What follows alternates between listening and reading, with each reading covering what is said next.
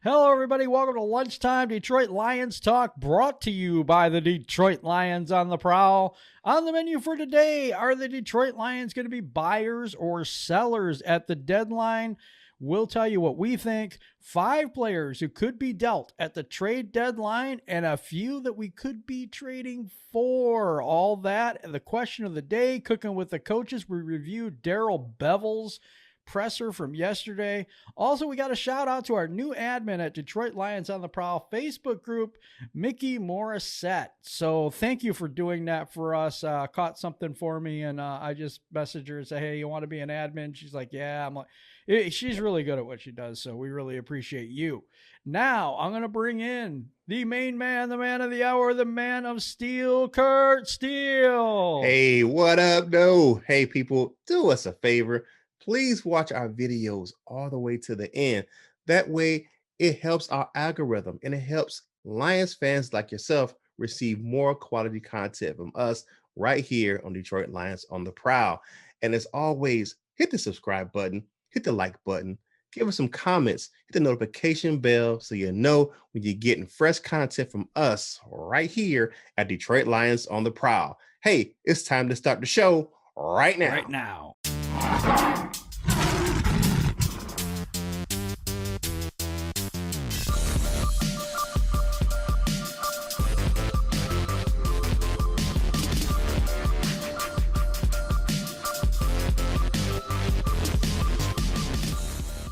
Hey, welcome back to the show. Question of today is, what is Kerryon Johnson's value if we decide to trade him, and who will be interested? That's a good question. But thank you for our responses from yesterday. Here's my man Jim to read those responses from yesterday.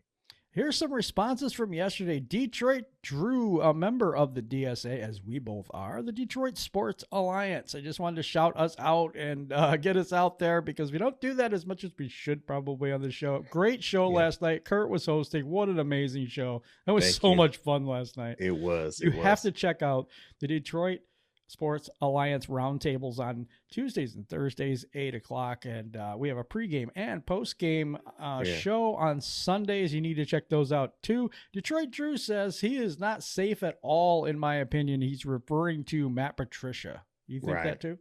Yep, I believe that. Not 100%. at all. He's not safe in no way, shape, or form. If the team doesn't go on a nice roll, he's going to be gone pretty quick. Jack Hayes, a new subscriber to the channel. Thank you very much for doing that for us. To me, the Lions have a very winnable 5 games coming up.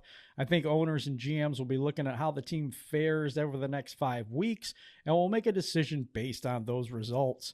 I honestly thought he'd be gone by the bye week, but alas, that hasn't happened. By week 11, we should know our answer. I would love to see Bieniemy or Saleh as new head coaches. Eric Bieniemy of the Kansas City Chiefs offensive coordinator, and Saleh the defensive coordinator from the San Francisco 49ers. So what do you think? What's your take on that one?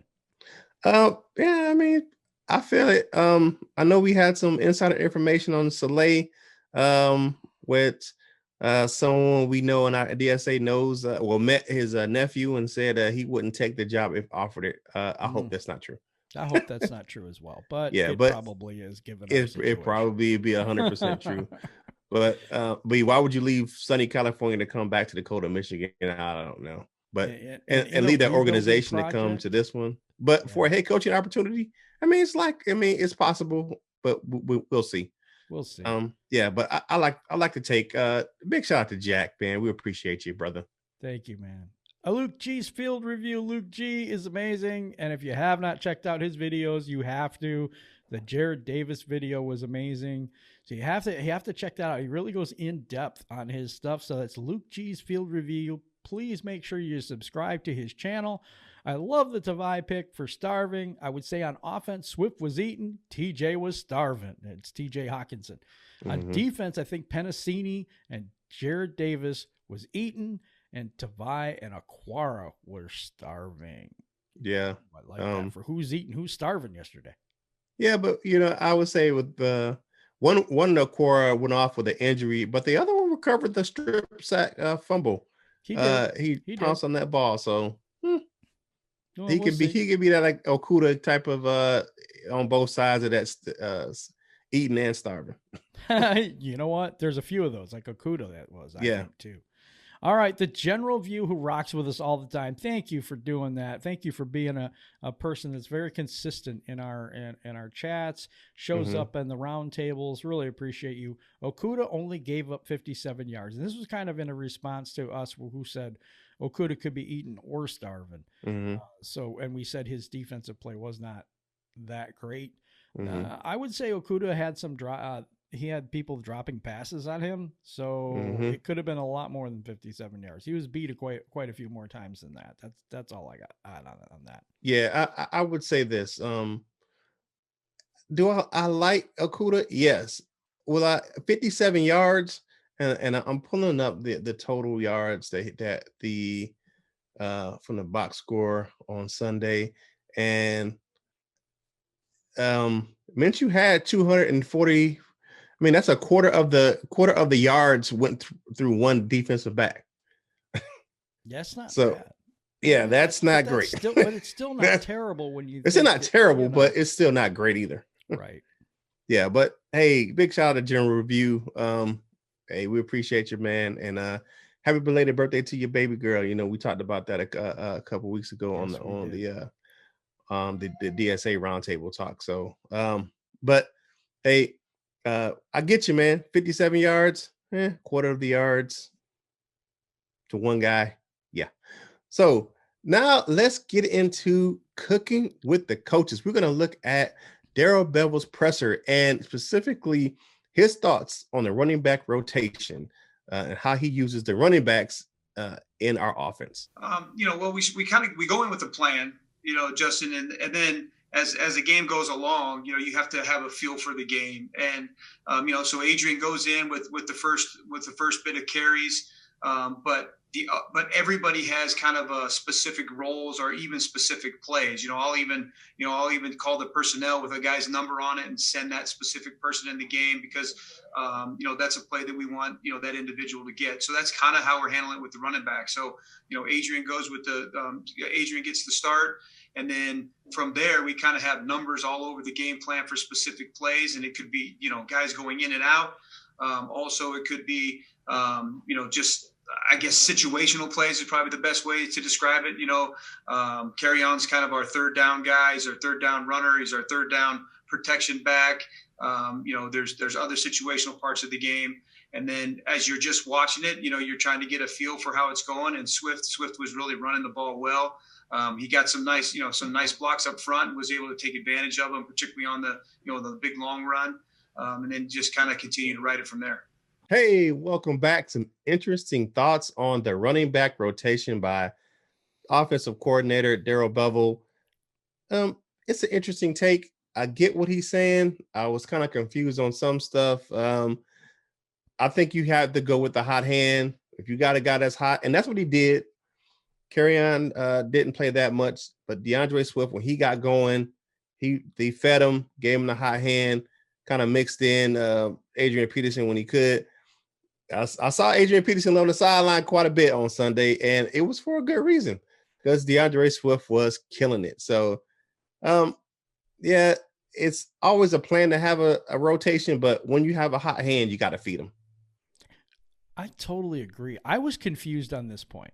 I was confused on him saying that Kerryon Johnson's a third down back. Yeah, I don't know about that one. That would confuse me because, we drafted him in the second round. We didn't draft him to be a blocking running back because that's basically what he's turned into, and he gets a few carries here and there. Because if they really want that 1 yard, they're not putting him in there. They're putting AP in there. Yeah, I think Adrian Peterson has taken those snaps out of his hands, just to be honest with you. Yeah, and that was a point made by J-Mo last night in our roundtable. But I have to agree with him. I think that when Peterson came in, he took those snaps. Yeah, I agree with that. But wow, to come out and say he's our third down back. Yeah, that was different. But Kerryon's taking it with a grain of salt. Like I said the other day, and he said on Instagram, he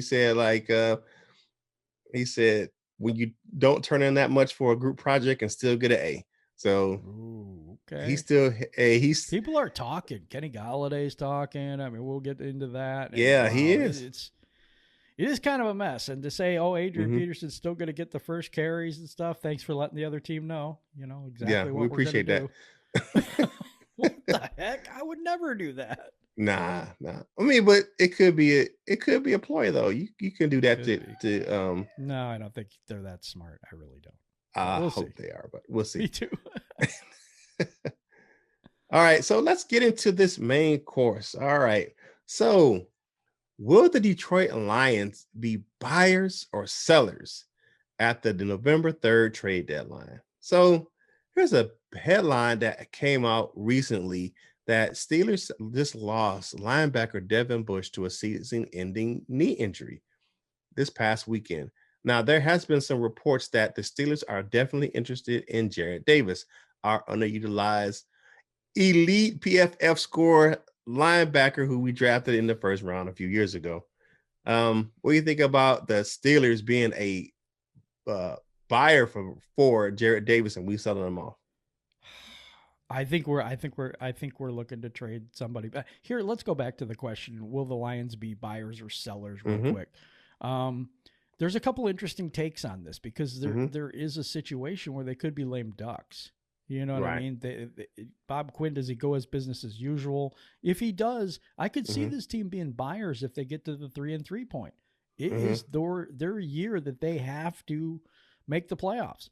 And if you've got a guy out there that you think is going to put you over the hump to make the playoffs in this, because you have a god awful, that division with the Redskins or the Washington football team. Oh, the NFC East, yeah, they're terrible. Oh my God, that's awful. And I think because of that, we could get another playoff team in the NFC Central, North, whatever it's called right now. The North, yeah.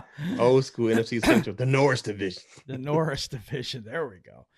So that's an interesting dynamic because does Sheila let them, number one, be buyers because it could jeopardize the future?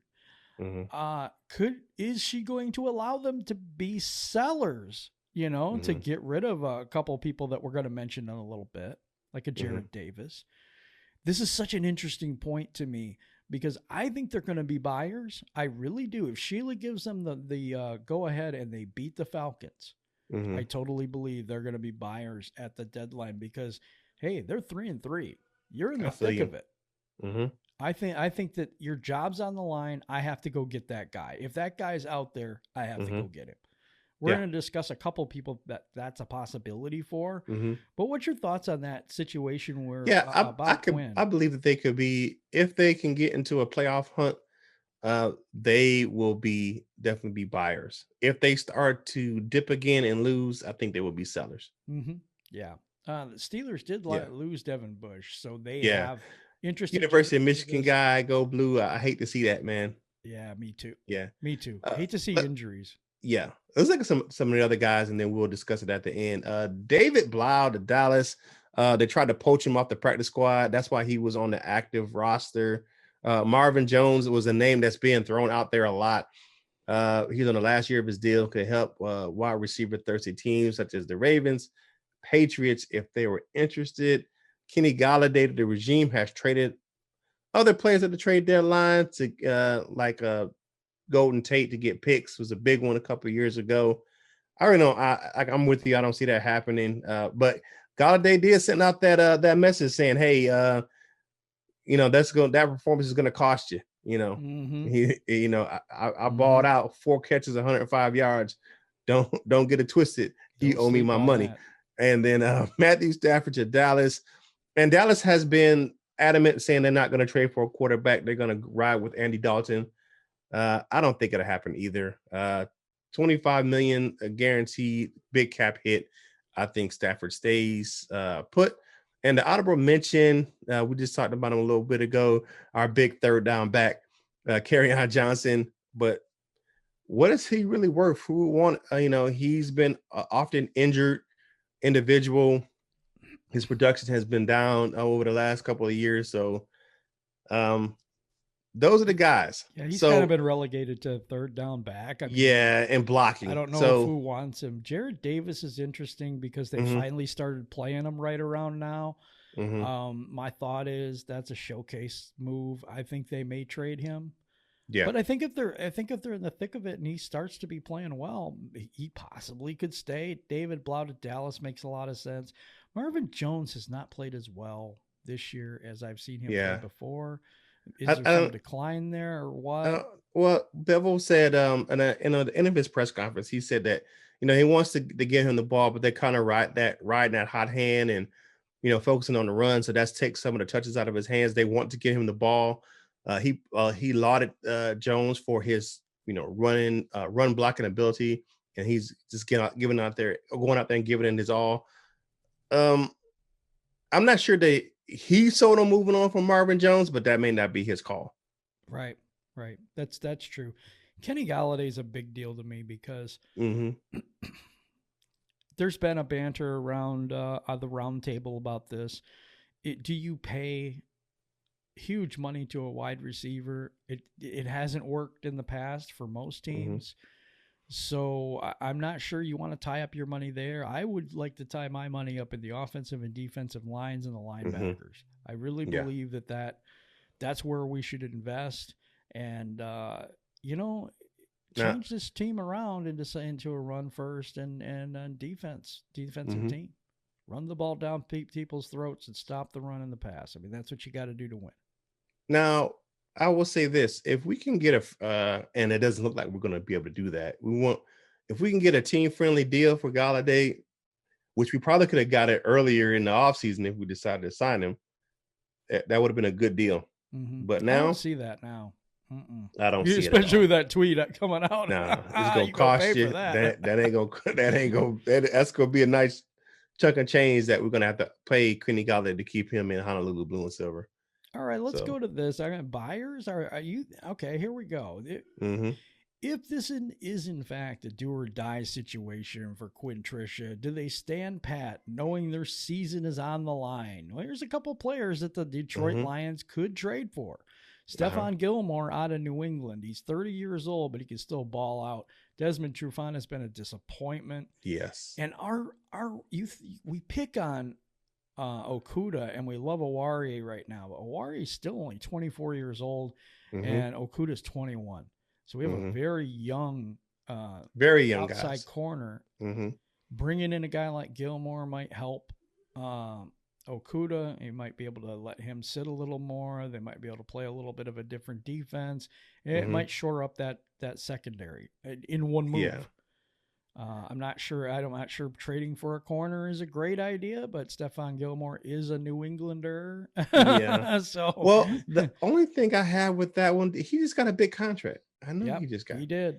He just got paid, and I don't know if New England will be willing to take that cap hit to trade him. It just depends on how much they think he can help us.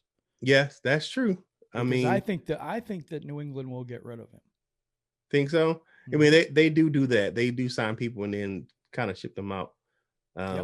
That's their MO, and quite honestly, that's the MO of the guys we have here. Exactly. Would they break that trend and go out and trade for a guy like Gilmore? I would love Gilmore in Honolulu blue and silver. That would be a no question, no brainer deal if we can make it. But I don't know. We'll see. Another guy I thought could be somebody that Quentin Williams is falling out of favor with the New York Jets. The Jets have to hit the reset button. They're talking about trading Sam Darnold. They're talking about trading everybody. Man. We'll see how it goes. That's a dumpster fire. It is. In New York. Both Quentin teams. Williams is only 22 years old. Yeah. 6'4", 285. I think he's 285 pounds. I think he's 65. He still had braces last time I seen that guy. He still has he still has braces. Yeah. But he only had 4.5 sacks. I'm not sure. I mean, Ralph Vacciano, I can't say his name. That's fine. I'm reading it. NFL advisor or insider, he hinted last week that the Jets defensive tackle Quentin Williams might become available before the trade deadline. He's had one terrific game out of 5, coming off a shaky rookie season, which doesn't speak well of a player who once promised to dominate the NFL. He's still 22 and loaded with potential, though. Chances are the Jets wouldn't deal him away, not with at least 2 years on his relatively cheap rookie deal. But again, he wasn't picked by Douglas, so all bets are off. He was so highly regarded in the 2019 draft, and maybe someone could give him a second rounder in return to see if they can get Williams back to the dominant player that he was.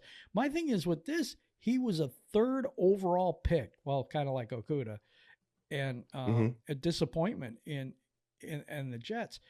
This guy could be part of the rebuild. He actually could be a piece in the rebuild. Yeah. He isn't going to be expensive. And to get a 3rd overall pick for a second rounder, I would do that every day. And twice definitely would. Definitely would. Quentin Williams is a beast. He's a rare talent, and it's just not working out in New York. You look at Greg Williams and Adam Gase up there in New Jersey. They call them New York, but they're really New Jersey. Right. They're not doing a really, if thinking about our coaching staff's a dumpster fire, I mean, it's really on fire. It's blazing right now in New York. So I can see that them possibly trade him away, and I would take him in a heartbeat. I would take him in a heartbeat too. Yeah. All right, what you got for dessert for us this week, Hey, Kurt? The dessert again comes from my man Logan Lamorandier. 34 points on Sunday was the most points scored by a team in the Matt Patricia era. So there you go. 34 points was the most points scored by a team in the Matt Patricia era. By a Lions That's team? my dessert for today. Shout out to my man Logan. We appreciate you giving us some facts and some gems and feeding us that dessert. Oh, thank you. Thank you, Logan. He's a friend of the show, been on here one time. We'll get him on again. But yeah, this has been an awesome show. What do you guys think? Do you think that we trade for somebody? Do you think that people that we have on our list get traded? Let us know in the comment section below. We really appreciate each and every one of you that subscribe to the channel. You don't know how much that means to us to get Lions content out to more people and to help the channel grow. So really appreciate each and every one of you. And now it is that time, everybody. It's time for Kurt to take us home. Hey, thank you. Please watch our videos to the end so you can know when you're getting that fresh content to more Lions fans like yourself. It helps our algorithm over there on YouTube. And I give one big shout out. Big shout out to my man, Sheriff Joe Baggs of the Rams Showcase. We had a Rams fan tune into our show last night. So big shout out to my man, Joe Baggs over there at the Rams Showcase. Go over there and check him out. He has a wonderful podcast and YouTube platform over there. And big shout out to the DSA for giving us some good content last night. It was an awesome show. I really enjoyed myself. And they were in our comments today. DSA is definitely always going to hold it down. But go over to that page, DSA.com, DetroitSportsAlliance.com, where you get all your Detroit sports news needs met. So, as always, hit the subscribe button, hit the notification bell so you know when you're getting fresh content from us right here on Detroit Lions on the Prowl. Go over to our Facebook page and check it out. Some good content over there. And as always, we keep you fresh on Lions news. Hey, this is Kurt Steele of Detroit Lions on the Prowl. For my man Jim, hey, I do one thing for me. Whatever you do in life, you got to boss up, ball out, and be the best version of you that you can be. And again, for my man Jim, this is Kurt Steele for Detroit Lions on the Prowl, and we will holler at you real soon.